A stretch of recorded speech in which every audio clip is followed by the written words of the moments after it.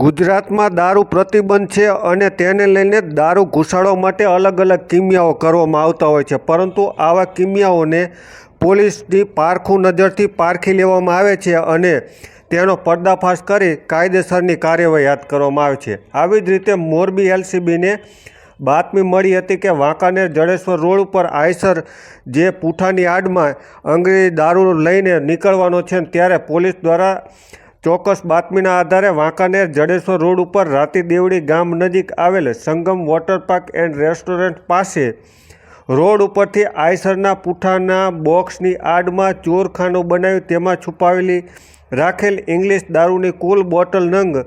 4,944 જેની કિંમત છે 8,10,480 તથા અન્ય મુદ્દામાલ મળી કુલ રૂપિયા 22,28,000ના મુદ્દામાલ સાથે 2 આરોપીને ઝડપી પાડ્યા છે।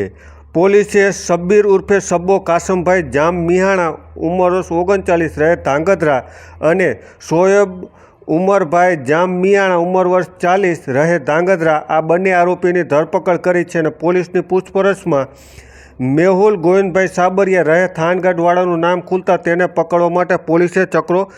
ગતિમાન કરે છે। પોલીસે જે મુદ્દામાલ પકડ્યો છે તેની વાત કરીએ તો આઈસર નંગ 1 GJ03 BY 1451 નંબરનું જેની કિંમત છે 12 લાખ રૂપિયા, અલગ અલગ બ્રાન્ડની બોટલો કુલ નંગ 4,944 કિંમત રૂપિયા છે 8,10,480, એક મોબાઈલ અને સાથે જ કુલ મુદ્દામાલ મળીને 22,28,078નો મુદ્દામાલ ઝડપી પાડ્યો છે। આ કામની વાત કરીએ તો પૂંઠાના બોક્સનો સામાન ભરીને તેની આડમાં ડ્રાઈવરની કેબિન પાછળ આઈસરની બોડીમાં એક ચોરખાનું બનાવી તેમાં ઇંગ્લિશ દારૂનો જથ્થો ભરીને મધ્યપ્રદેશથી બોર્ડર ઉપરથી બોક્સના બિલ્ટી બોક્સ બનાવી ઇંગ્લિશ દારૂની હેરાફેરી કરી મધ્યપ્રદેશ રાજ્યમાંથી ગુજરાતમાં ઘુસાડ્યો હોવાનું સામે આવ્યું છે। પોલીસે હાલ તો આઈસર સહિત 22 લાખનો મુદ્દામાલ સાથે જ 2 આરોપી અને અન્ય એક આરોપીનું નામ ખુલ્યું છે,